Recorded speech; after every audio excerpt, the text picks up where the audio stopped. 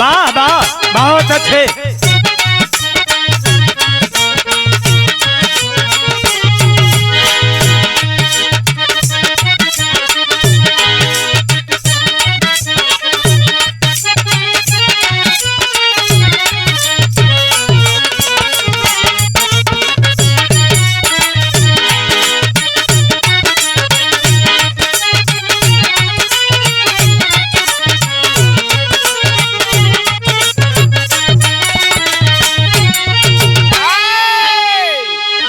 वाह, सबसे पहले अपने चाहने वाले श्रोता बंधुओं को हम बाल चरण यादव एवं अपने पार्टी की तरफ से आप सबको नमस्कार प्रणाम करता हूं। साथियों, बाबा किनाराम स्टूडियो में भोजपुरी म्यूजिक मंच, जो कि एक मेरा शिष्य है, मेरे गुरुजी का भी रहा गाता है, जिसका नाम है चिरंजीवी लाल यादव। बहुत अच्छा कलाकार है, इन्हीं का ये चैनल है। इन्होंने कहा कि गुरुजी एक बार हमारे चैनल पे गाइए, तो मैंने कहा कि बच्चा है, जरूर सहयोग करूंगा। तो आइए साथियों, जो कुछ त्रुटियां हो, गलतियां हो, इसे आप क्षमा करिएगा और चैनल को सब्सक्राइब करिएगा, शेयर करिएगा, कमेंट करके हमें बताइएगा कैसा लगा। भूमिका है कैसे।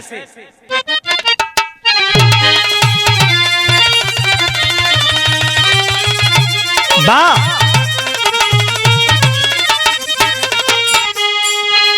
अरे सवरिया रे गोइया,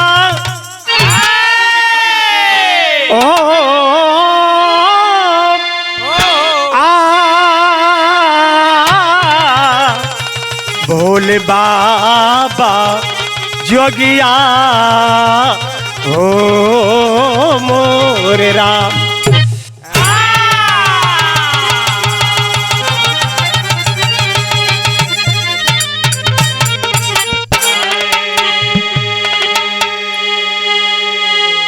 रामायण का प्रसंग है, दुल्हनिया बनके अइली जानकी। भूमिका है कैसे। कर प्रतिज्ञा जनक शोक में पड़ गए, मालूम वीरों से धरती ये खाली पड़ी। सीता बेटी कुंवारी रहेगी सदा, क्या लिखे हो विधाता कर्म की कड़ी। सुन के ऐसी बचन हो के क्रोधित लखन, जो कि रघुबर की आज्ञा में पाऊं अभी। तोड़ कर कांचे गढ़ के समान धनो, सारे ब्रह्मांड को मैं उठाओ अभी।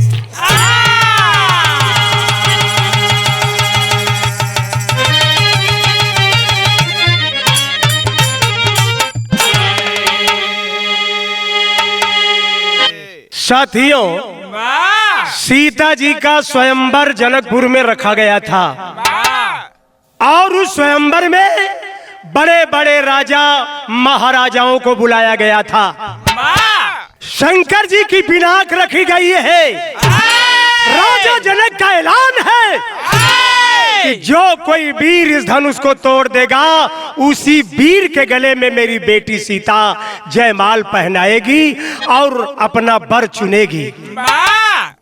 पारा पारी जेकर नंबर आवे, मोच पताव दे के मुसुक ईंट के आगे बढ़े। प्रीतम भाई आगे बढ़े, जब आगे बढ़े मारे ताव में कि ऐसन तैसन धनुष का काय औकात हो। आगे बढ़े, धनुष ना उठे, हवा निकल जाए, पीछे आ जाए, मुंह लटक जाए, ब्रजेश आके थुथुल लटकाए के बैठे। दूसर का खोखा था कि अब तो हमार पारी आइल है।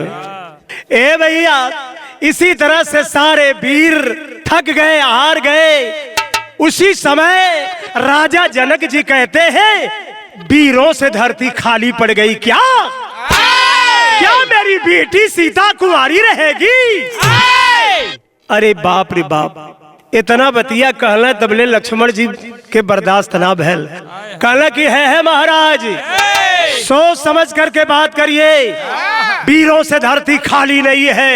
अगर भैया राम बैठे हैं, इनका आदेश पाऊं तो पूरे ब्रह्मांड को कांचे घड़े के समान तोड़ करके न रख दूं तो मेरा लक्ष्मण नाम नहीं।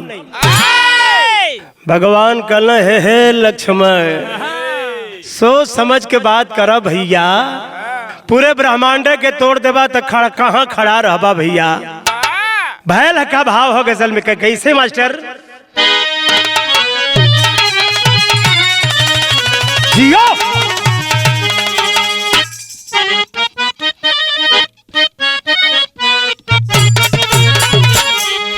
भगवान राम कहते हैं लक्ष्मण से क्या कि राम फेरे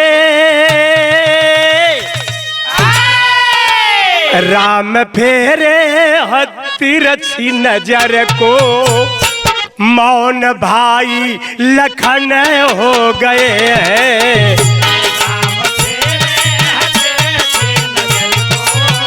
अरे मौन भाई लखन हो गए हैं।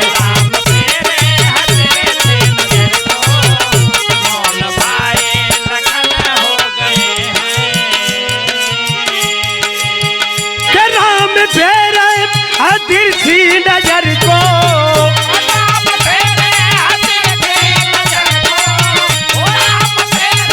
क्या बात है?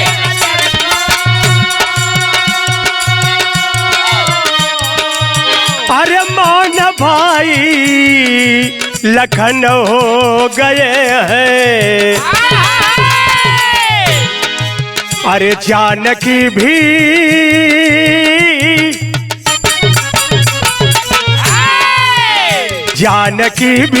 झरोखे से देख मुग्ध बाउर नयन हो गए हैं।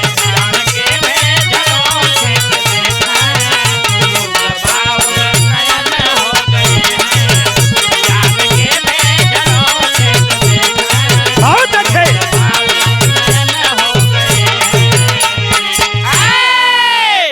यहाँ से कहानी का शुरुआत हो कैसे?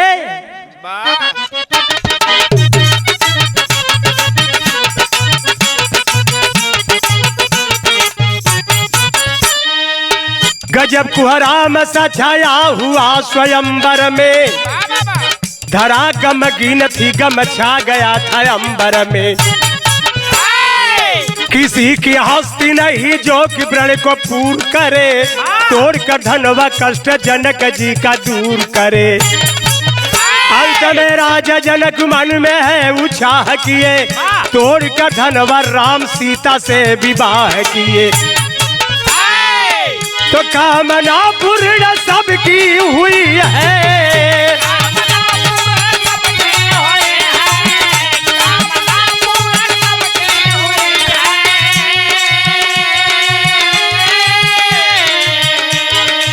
अरे कामना पूर्ण सबकी हुई है। अरे भावना भर खुशी मुस्कुराए, भर गई माँ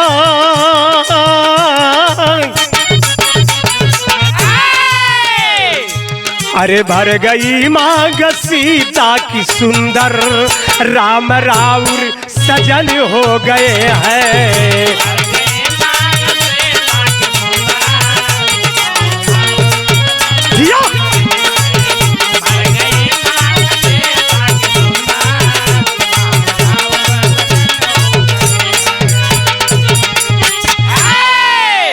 ए भैया, तब गुरु का आदेश मिला। गुरु का आदेश पाते हैं, भगवान राम आगे बढ़ते हैं, धनुष के पास प्रणाम करते हैं, हाथ जोड़ करके मन ही मन गुरु के चरण का स्मरण करते हैं। और उसके बाद धनुष को उठा करके डोरी खींचते हैं। धनुष 3 खंड हो गया। जब 3 खंड हो गया, उसी समय सीता जी आगे बढ़ करके प्रभु राम के गले में जयमाल पहना देती है। आए है, चारों तरफ खुशी का माहौल हो गया। जब खुशी का माहौल हो गया, सीता जी जयमाल पहना देली। ए भैया, तो सीता जी के साथ भगवान राम का शादी भइल। बड़ा विधि विधान से साई सगुन के साथे राम कना एक मारे भाते चारों भाई का शादी भइल। लगन पत्रिका लिखाइल, विधि विधान से चारों भाई का शादी भइल है एक मारे भाते। लेकिन विशेषकर मैं भगवान राम के शादी का वर्णन यहाँ कर रहा हूँ। ए भैया, यहाँ भाव है, कैसे भैया कहना है?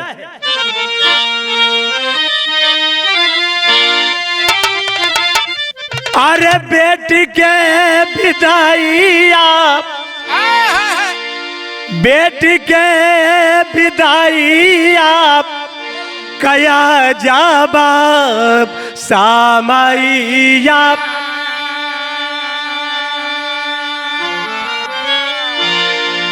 अरे बेटी के विदाई आप कया जाबा सामैया। देहलस करे जवाइला,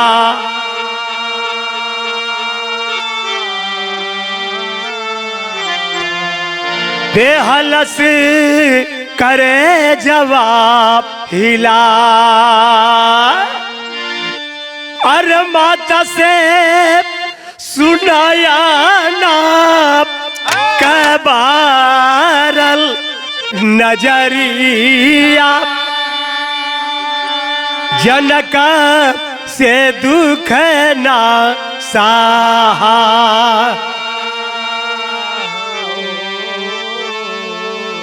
अरे जनक से दुख ना सहा।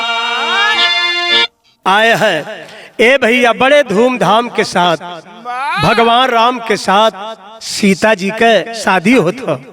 और जब शादी भइल है, बेटी के विदैया का अजब समैया। बेटी जब विदा होए लगली तो आप लोग देखला बड़ा दुखित वातावरण हो जाला। नैहर में जैसे मौत का सन्नाटा छा जाला और ससुराल में खुशी का वातावरण हो जाला।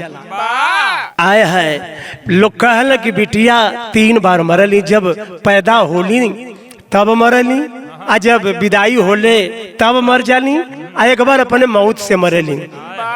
लेकिन हम कहिला कि ना, बिटिया 4-5 बार मरली। एह बदे कि जन्म होला तबे मर जाली। लोग पूछिए कि का हो, का भैल है, बाबू से पूछिए का भैल है, तो कहीं है मुंह लटका कि बिटिया न भइल बा, मुंह लटक जाला। अगर बेटवा रही तो कहिए कि बेटवा भैल है। बिटिया पर मुंह लटक जाला, मरले समान हो जाला।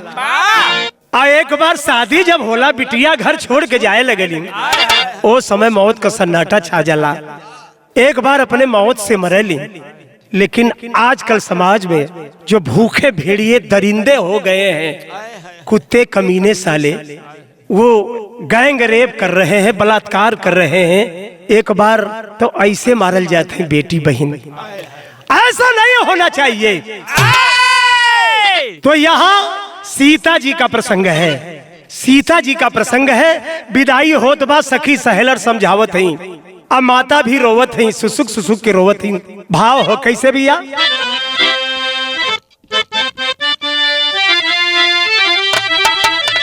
अरे लगली पीड़ियावा, अरे छोड़ावा हूँ ना पावली की आई गई हो, की आई गई लेना।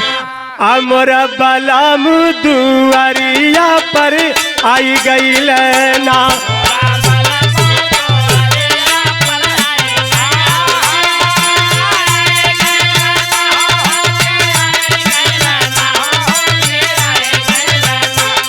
मोरा बलम दुआरिया पे आई।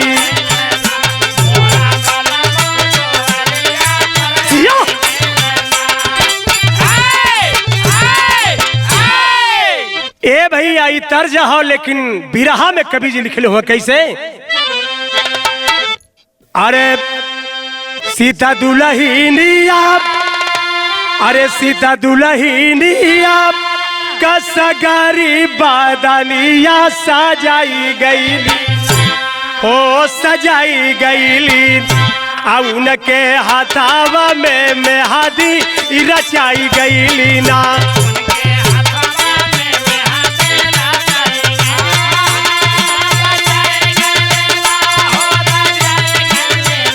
ना हो रचाई गईली ना उनके हाथावा में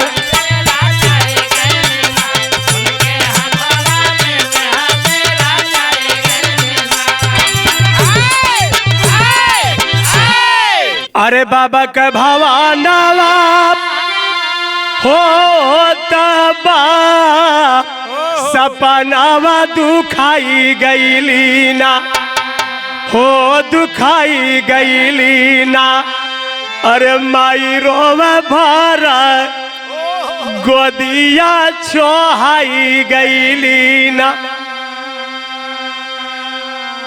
आए है माई एक तरफ रोवत हैं सखी सहेलर समझावत हैं अपने सखी से सीता जी से कहनी विदाई के समय कि ये सखी जइया ससुरे तक का करिहा अरे करिहा ससुरावा में अरे करिहा ससुरावा में अरे सब कर यादरावा सिखाई गई हो सिखाई गईली अडोया नैहरे के लजिया बताई गईली ना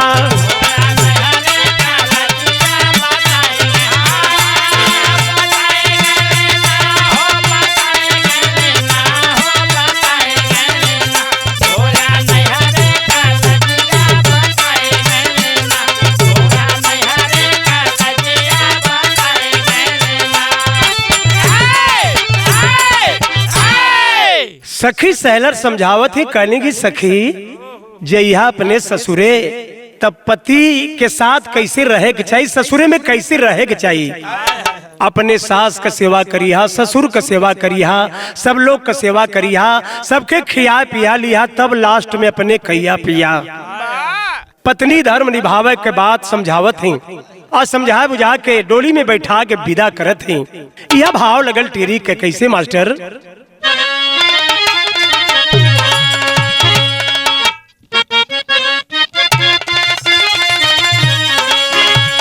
अरे राम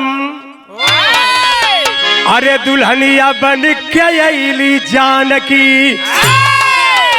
अरे मोर राम अरे दुल्हनिया बन के अली ओ दुल्हनिया बन के अली जानकी हंस रघुवंश राम जी राखे कुल के पनिया पनिया पनिया यहाँ चौक 4 लाइन बाबू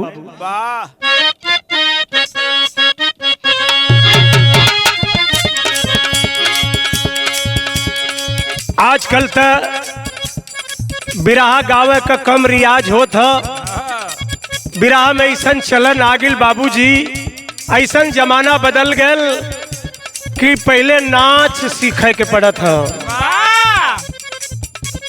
पहले अब लोग ये देखत हो कि कितना बढ़िया के नाचत हो बिरहा गौले से नहीं मतलब हो लेखा ई देखा जो हम गावत है ई चौकड़ा हो क से शुरुआत हो ख से बंद हो 4 लाइन हो कैसे हो कंत कामना कर कोमल कलिका काया कचना रखिली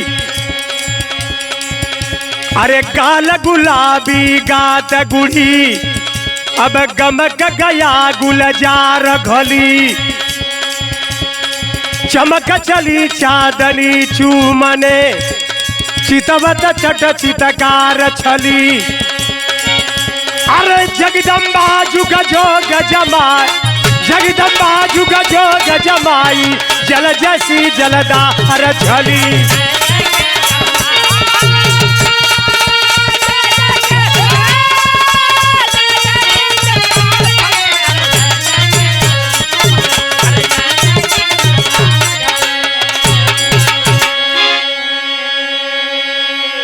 वाह जगदम्बा जुग जोग जमाई जल जैसी जलदार झली। तो विदाई भइल, डोली में चढ़ के सीता जी पहुंचली अपने ससुराल। अब यहाँ का बात छोड़ दा लोग, दिमाग वहां ले चला। जब अपने ससुराल में सीता जी पहुंचली हैं तो भाव लगन मास्टर कैसे?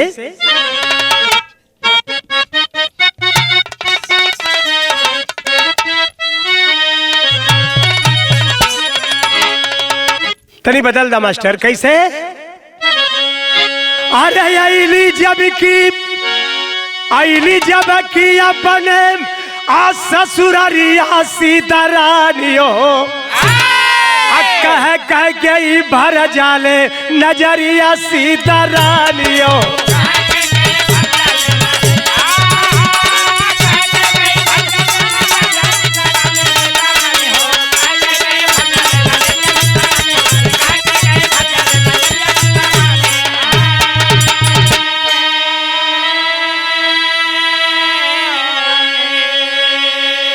अरे बोला बहुवर का तू लेबू मुहावा कह देखाइयो, आया तू पहले देबू अपने मुहावा के देखाइयो। अरे चमका हमार सोने का महलिया सीता रानियो, अटार लगली मुहावा से चदरिया सीता रानियो।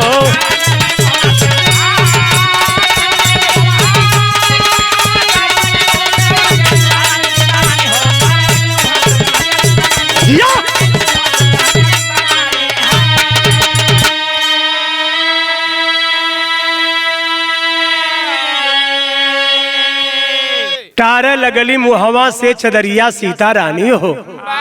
सीता जी अपने ससुराल पहुंचलिन है। आ दुल्हन के उतारे बदे आजकल देखा अब तक गाड़ी का व्यवस्था इस जमाने में हो गई बा। दुल्हन के उतारे बदे घर का जो मेन होला हुआ जाला, ओ समय माता कई आगे बढ़लिन है, डोली से उतारे बदे गईलिन। आ उतार के घरे में दुल्हन के सीता जी के ले ली। आ घरे में ले जाके बैठा देनी, कनी की ए बहू बोला हमसे का लेबू मुंह दिखाई में। सीता जी घुघुटे में रही, धीरे से कहनी कि अरे आप हमसे पूछ के मुंह दिखाई दे, जौन आपका इच्छा हो वह करी। वही समय मुंह दिखाई में माता कैकेयी सोने का महल दे देली। एक समाज में मिसाल कायम कर देती है। सोने का महल दे देली, मुंह देखली। ए भैया तब माता कौशल्या राम जी का मतारी सोचे लगली कि अरे बाप रे बाप, कैकेयी तो सोने का महल दे लिया, अब हम का दें? तो भाव लग गल कैसे भैया? अरे हमारे बबुआ के पतालिया गुरिया सम्हारी नौवा नाह का तूरे।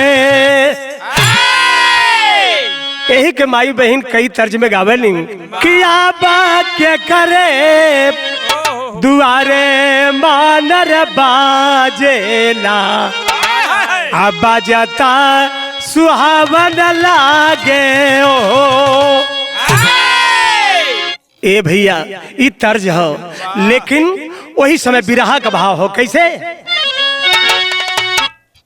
अरे बोली कौशल्या जी हो, बोली कौशल्या जी मधुरी बचनिया, सुनाय बसीता रनिया होना।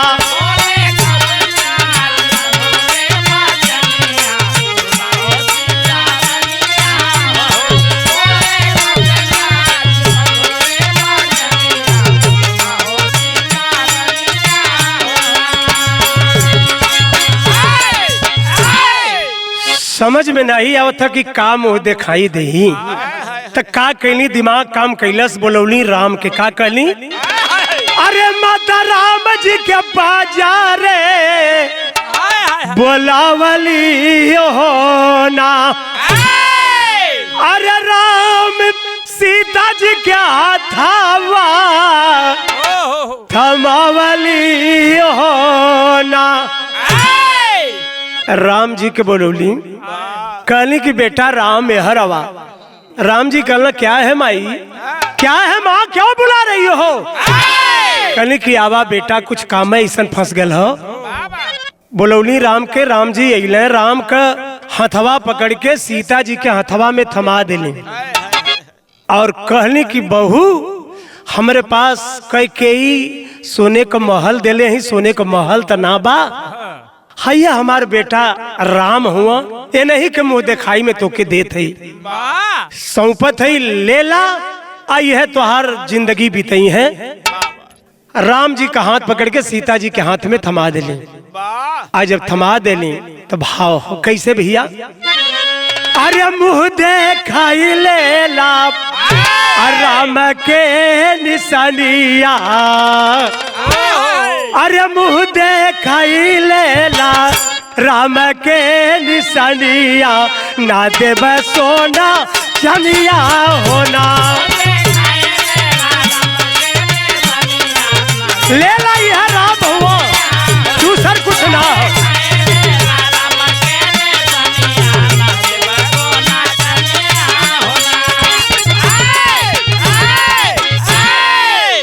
ए भैया जब इतनी बात कहली न है, वही समय एकदम दाहिने काट के माता कैकेयी निकल गई, इज्जत अपन बचा लेली, मुंह दिखाई में राम के दे देली।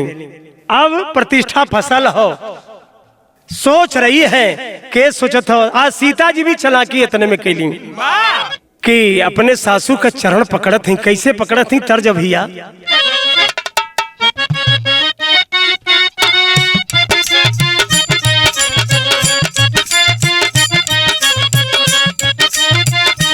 यह कैसे,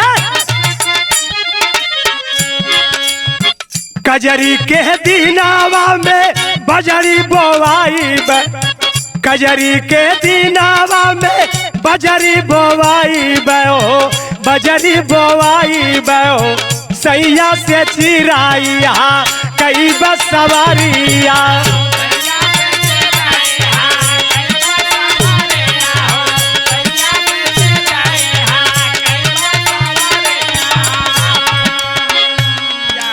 अरे सीता जी धरे अपने सासू का चरानावा, यार सासू का चरानावा हो, माथे अचारा वाला गाय सवारिया हो,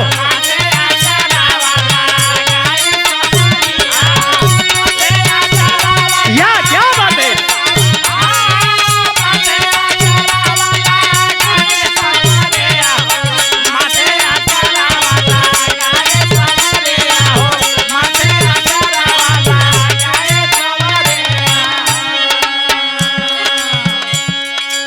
सीता जी आगे बढ़नी, अपने अचरा से अपने सासू के चरण पकड़ लिए हैं, बड़ा अदब से बड़े शालीनता के साथ जब पांव छुअली न है, आशीर्वाद मिलत हो का, दे के यासी समाई गैली महालिया में, गैली महालिया, अरे बैठल सीता सकू चाई सवारी योर,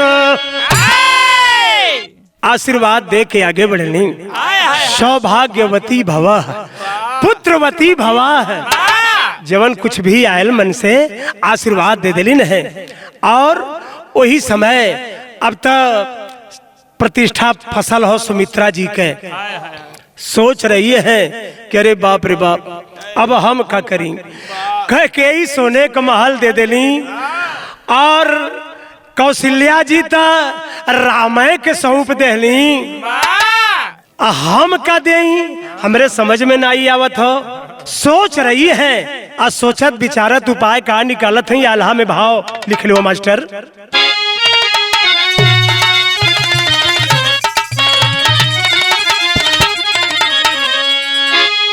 और सोने का महानिया के दे हाली, अरे राम अरे कोई नहीं सके उनकर जोड़ावा मिला,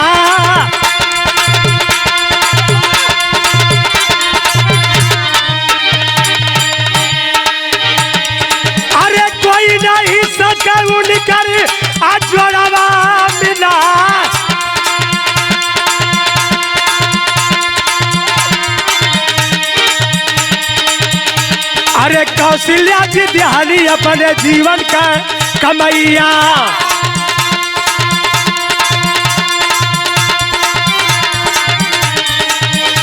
अरे राम जी के मुँह के देखाई हो बना।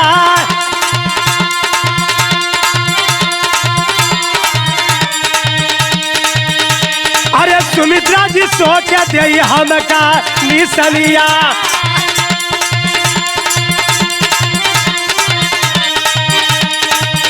अरे सुमित्रा जी सोचे दे हमका निसलिया। अरे लक्ष्मण के बजरे होले हाली बोला। अरे लक्ष्मण का हाथावा थमवली सीता के। इनके जिना समझा तू राम जी का भा। अरे बेटावा समान करिया इनका नजरावा।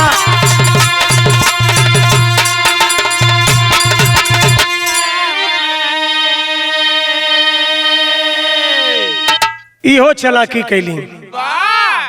एक ठे इहो सास रहली सुमित्रा जी। सुमित्रा जी भी बोलौली लक्ष्मण के कहली बेटा यह रवा अलन है। और लक्ष्मण जी के पकड़ के आ ले गईली सीता जी के पजरे। आ ले जाए के गोदिया में, ले जाए के वही गोदिया में बैठा देली। कहली कि बहू हमरहू पास कुछ ना है, जवन हो तवन यह हमार बेटा हुआ लक्ष्मण हुआ। इन्हीं के देत है, इनके देवर माँ समझिया, इनके अपन बेटा समझिया। ए भैया और लक्ष्मण से भी कहली कि लक्ष्मण तुहार इस सीता जो न आज से भौजाई ना, इनके तू मतारी समझिया। आप लोग देखला रामायण में पढ़ले भी होबा, धारावाहिक में भी देखले होबा कि लक्ष्मण जी हमेशा सीता जी के भाभी ना समझले, मतारी वाला दर्जा, मतारी वाला प्रेम देहलन। हमेशा चरण की तरफ देखें, कभी भी नजर उठा के बात न करें।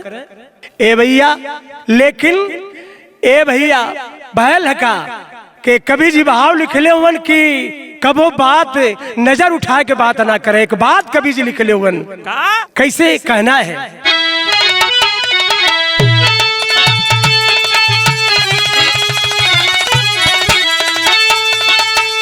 सुमित्रा जी भी परीक्षा में सफल हो गई। आज जब सफल हो गई तो हर जवान माता के इस सोने का महल देले रहली हो भैया। लोग कहल कि प्रेम ना दे पवली, जाके को भवन में लौट गई। कब लौटली? जब आदेश भयल है राम राजा बनेंगे, राम को राज्याभिषेक होगा, राम राजा बनेंगे। वही समय माता कैकेयी को भवन में जाए के लौट गए हैं। राजा दशरथ के पता चलल, गैलन मनावे बदे महारानी का भयल है, काहे नाराज हो, काहे मुंह फुलौले हो। महारानी झटक देनी, कहने की महाराज मैं आपसे बात नहीं करूंगी। एकदम नहीं करूंगी। अच्छा तो औरतन के पास बड़ी अदा होले हो, मन से धुन के जैसे चाहे तैसे मनाए ले। कहले की महाराज मैं आपसे बात नहीं करूंगी। कहल काहे न बात करबू, इतना हमके चाहे लू, इतना प्रेम करे लू, जब ले देख नहीं ले लू आ तब ले चैन से ना रहे लू, आ को भवन में आके नाराज होकर मुंह फुलौले हो, का बात हो हमसे बतावे के पड़ी। जो ही हाथ पकड़ना झटक देनी, साड़ी बिखरी हुई है, बाल अस्त व्यस्त है, को भवन में लोटल है। अरे महारानी बता दा काहे। कहले की महाराज याद कर लीजिए, दुई वरदान हम देबा तब। कल करे मांगला चाहे जय वरदान मांगला हम दे दे। कल याद कर लीजिए महाराज,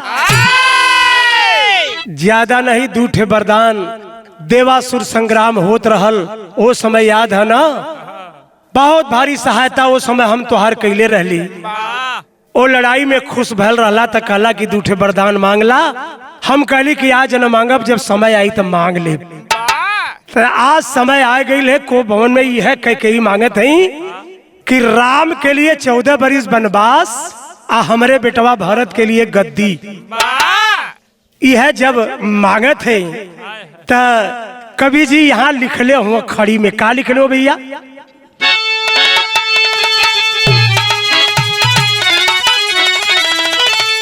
अरे प्रेम का निशानी हो महले मानवा तो प्रेम ऐसा नहीं धनवा हो चांदी सोनावा।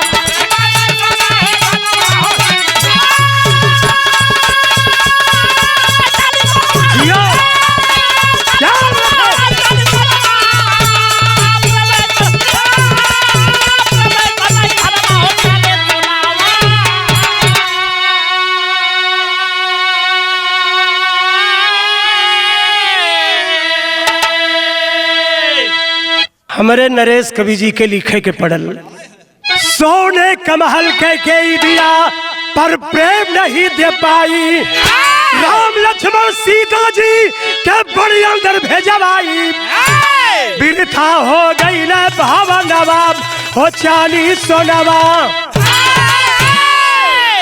ए भैया तब मौन हो गई राजा दशरथ मौन हो गई आ वापस अला है तो राम के वनवास में भेजवा देना।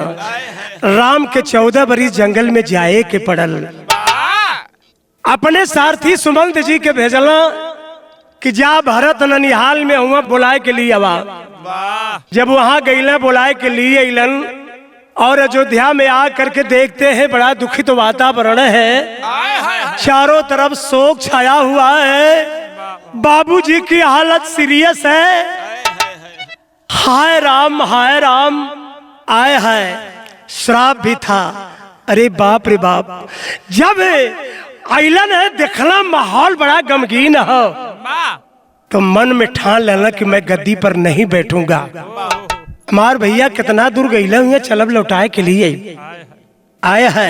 लेकिन यहाँ कवि जी लिखे एक बात और, कैसे मास्टर?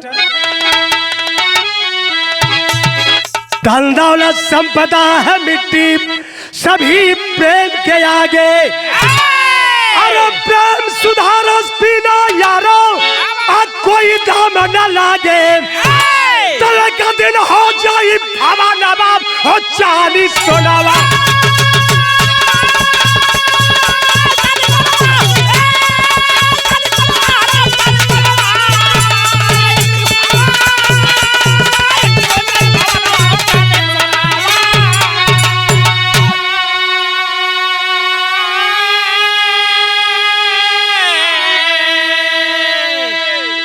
कवि जी लिखले हुआ कि प्रेम से बढ़ के दुनिया में न कोनो धन हो न कोनो दौलत हो। ए भैया आखिरकार रामायण का प्रसंग आप लोग जानते हैं। सारी कहानी के भरत जी गद्दी पर एक दिन भी नहीं बैठते हैं और इंतजार करते रहे। मनाने गए लेकिन भगवान राम माने नहीं। जब पिता का आदेश था तो जंगल में 14 बरिस बिताए और प्रसंग आगे मैं सुनाऊंगा अगले विरह में। तो आज जो मुकुट भी था कई कोनो गलत ना कहले रहनी, थोड़ा रहस्य वाली बात बता दें। मुकुट नहीं था, वो बाली जो है लड़ करके राजा दशरथ से मुकुट छीन लिया था, तो मुकुटवा ना रहल एह बदे कैकेयी चलाकी कह के दोनों प्राणी राय कह के राम के जंगल में भेजवा देना। और राम जंगल में ना गल होते तब बाली बध ना भयल हो। अब बाली बध ना भयल हो तो मुकुट फिर वापस ना आयल हो। ये 60 में मैं आपसे बता दिया। तो मेरे गाने का आखिरी भाव खानदान का परिचय। गुरु बिहारी गुरु गणेश गुरु रामलाल मुरबा का स्वर्ग चंद्रिका कवि बचन का विजय पताका। अरे दुल्हनिया बन के आईली जानकी, अरे दुल्हनिया बन के आईली जानकी, बाल चरण कवि नरेश का प्रभु बचाया पनिया, दुल्हनिया बन के आईली जानकी।